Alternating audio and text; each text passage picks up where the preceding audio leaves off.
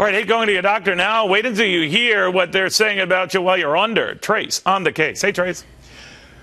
Neil, a patient in Virginia was about to have a colonoscopy. He thought the anesthesia would leave him a little bit groggy, and he says he didn't want to miss the doctor's instructions after the procedure, so he pushed record on his smartphone, put the phone in his pants under the operating table, and on his way home, he pushed play and heard the surgical team insulting him. Listen.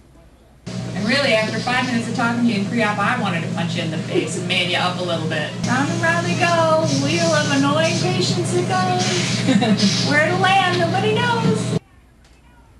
The patient also apparently had a rash on his private parts, and the anesthesiologist apparently thought it would be funny to warn a medical assistant about that. Listen again.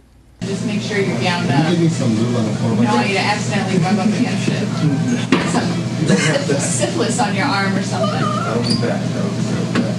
It's probably tuberculosis in the so I think you'll be all right. And it went on. The patient was also mocked because he was afraid of needles, because the medical staff apparently found him annoying, and he was even misdiagnosed on purpose. Here's the final.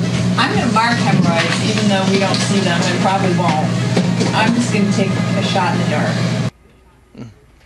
Well, the patient, who still does not want to be identified, sued for malpractice and defamation. The surgeon and his practice were not held responsible, but the anesthesiologist, who you heard, and her practice were, to the tune of $500,000.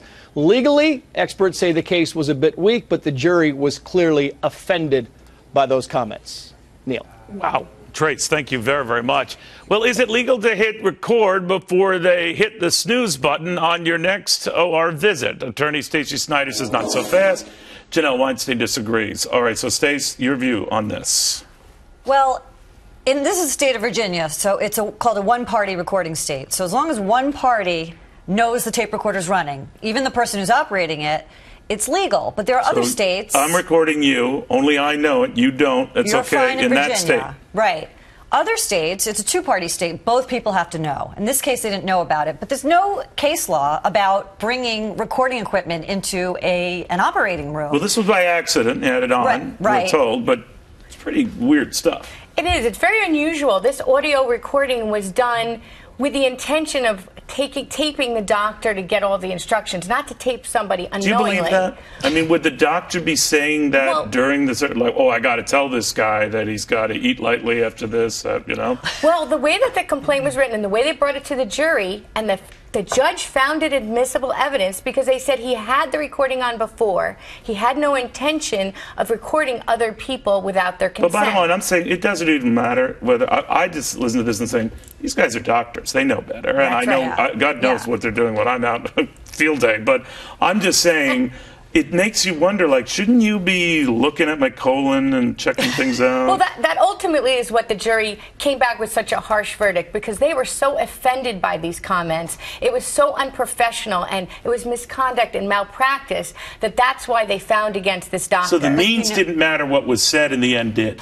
Yeah, and that's the funny part. They normally wouldn't have won a defamation suit when a patient in an operating room has something bad said about him. The only people who can hear it are the doctors in the room. But I think the jury pushed this one a little bit. Do we know any of the pre-story on this, whether this guy, not that there's any justification for what these guys were saying about, was agitating them, annoying them, an obnoxious, patient?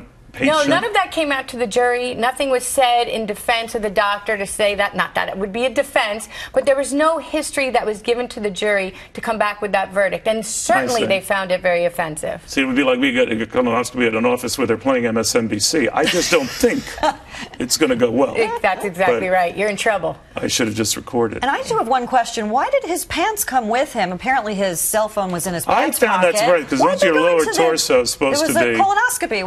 Why sure. Pants going in? Certainly this is going to put doctors on notice that things are going to be taped, and that's a problem. Where's the EPA when you need them?